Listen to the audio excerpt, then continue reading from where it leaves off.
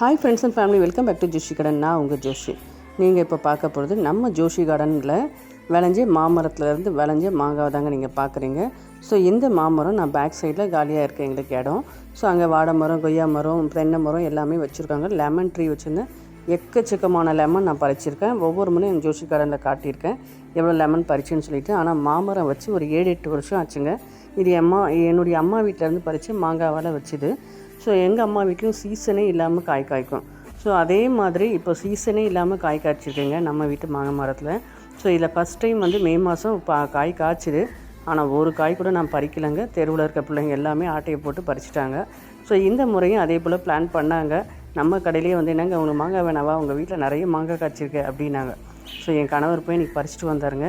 கிட்டத்தட்ட 4 கிலோ இருந்ததுங்க. பறித்த கொஞ்ச நேரத்துலேயே எல்லாருக்குமே டிஸ்ட்ரிபியூட் பண்ணிட்டோமோ, ஆளுக்கு ஒரு மாங்காய் கொடுத்துட்டேங்க. ரொம்பவும் சந்தோஷமாக இருந்தது.